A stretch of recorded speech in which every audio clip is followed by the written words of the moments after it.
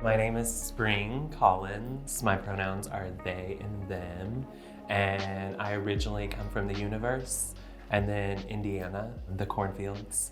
Growing up in Indiana for me was very challenging. Indiana is like, even now, it's very like assimilationist.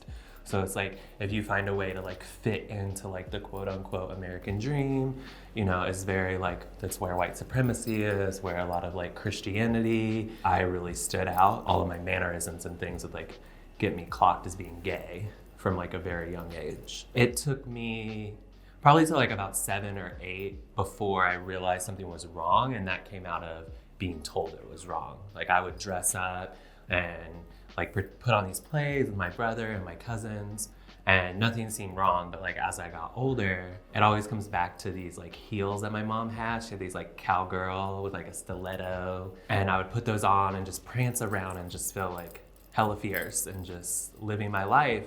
And then it was like, as I got older, I remember this time I came down the steps and it was like a family like get together or party. And my uncles were all like, you know, you're getting a little too old for that. Like you shouldn't be dressing like a girl. And I think that was the first time it clicked in me that I was both a people pleaser, but also just that like I was doing something wrong. Like something about how I felt inside was like wrong to the rest of the world.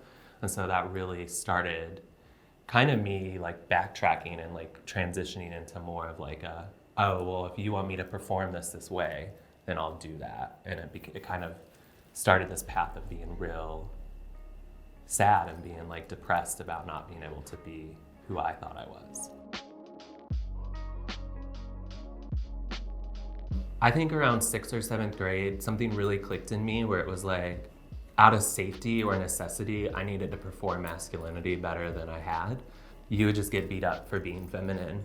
And so I really had to like suppress that. And what that looked like was I started like bullying other people, and I started treating women like really poorly because I saw the other men around me doing that.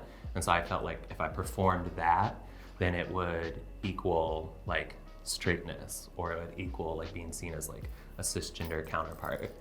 And what that did was it split a big part of me, because like I've always felt more comfortable around women or girls, and then treating them like shit to like hang out with the boys pushed them away. And so it really created this like divide in my like kind of like my personality or like my soul, because it was like, oh, to be safe and to like move through this world, I had to like be with the boys, but I didn't feel safe or I couldn't be myself around them. I turned into a lot of like escape behavior. Like around middle school, I started smoking cannabis, and that really helped to calm me down, but it also gave me like this way to check out and to be somewhere outside of my body, because my body, it felt like I had to perform masculinity and perform heteronormative behaviors. And then in high school, kind of one of the boys that I went around with outed me in school, and it really like pushed me into like smoking more weed and like skipping school and like doing all these things, as I was like, fuck it, I have like no friends. I like can't even be myself. I've pushed away all like my real friends because they were like girls and they don't want to be treated like that. And so probably around like my junior year in high school, it exploded, because I had been writing a lot in this journal, and my teacher took my journal, and it said that I had like been experimenting with cocaine and like I had been sleeping with like older men, and she got like real nervous and like called the police and like the school guidance counselor, and they came and arrested me at school. And it was like a big moment of just like, because my parents thought I still was getting good grades. Like I was like hiding it good enough, where it was like, they couldn't tell I was skipping school.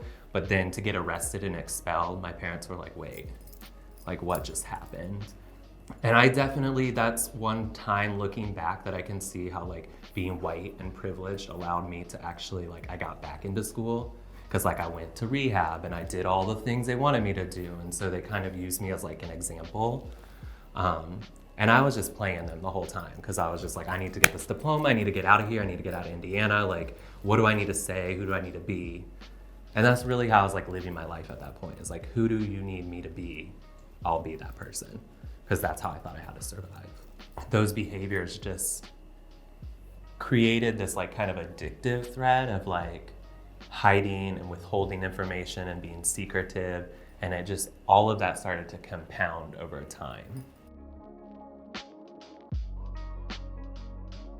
The real ways that I found joy were theater. That was the biggest outlet for me growing up. Theater became that avenue for me to perform different ways. Like I felt like in my day-to-day life, I had to perform being a boy, being a man, and all those like social constructs that come with it. Whereas like being on the stage or being in acting, I was allowed to perform different identities. It was enough to kind of get me through a lot of the bullying and the teasing that I went through.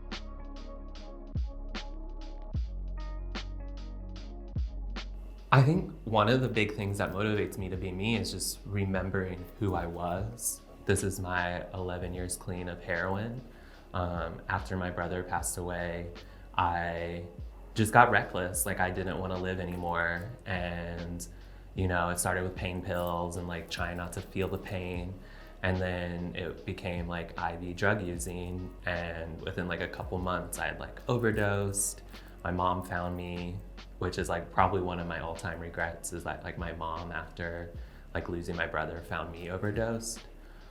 Who that person was, like that broken, didn't know how to move through the world person, just going through grief, to now this person who was like learning to navigate the world and figure out how like to balance the fun and the party with the like taking care of themselves.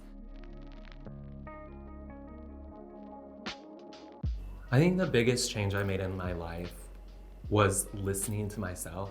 I think that there was something that came with like growing up Catholic, that like there's so much like up there, you have to talk to this like person up in the sky and they'll tell you what's good and like what yada yada yada.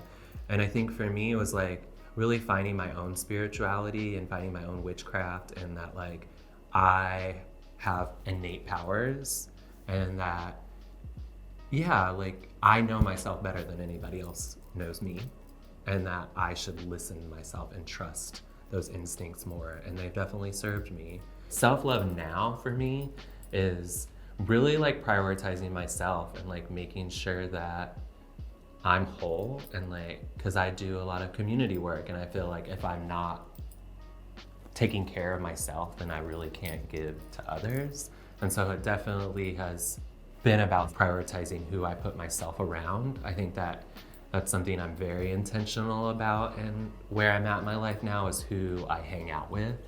Back in the day when like drug and addiction and self-harm was a big thing, I would surround myself with negative people who felt like me. And now it's about, I want to be around people who are positive and like who want to change the world and want to like are movers and shakers. And that's for me self-love.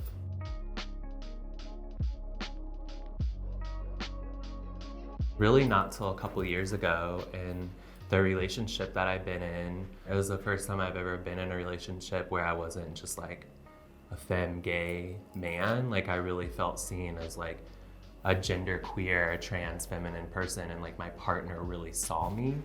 Like the power that came from that, it just felt really affirming. I felt like a lot of the relationships I had to be in before, I had to kind of like hide who I was, or still it would bring up the like, oh, especially like being at the fringe of like kind of gay community and trans community. It's like, I can walk through the world and be seen as like a gay man, but I don't feel always seen. And so this was the first time I was in a relationship where I could be feminine and present how I wanted, and my partner was like attracted to me and like supportive and used the right gender pronouns and things like that. I think the big thing for me is that like, it's not a performance. Like this is who I am, and like I might put on, you know, some eyes, or I might like beat the full face, or I might put on a dress, or I might look more quote unquote butch, but like gender isn't just what we put on, it's like inside of us.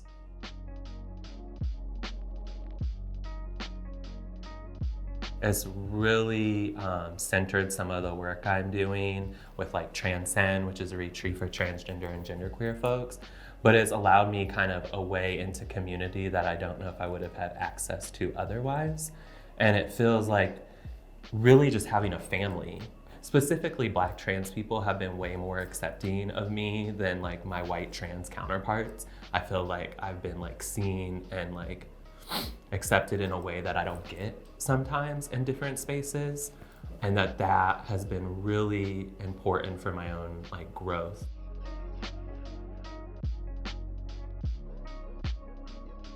If I could go back in time and tell my younger self something, it would be get you some stiletto heels with like some like nails like glued up in them, and just walk yourself through school, and if any of those motherfuckers play with you, just kick them.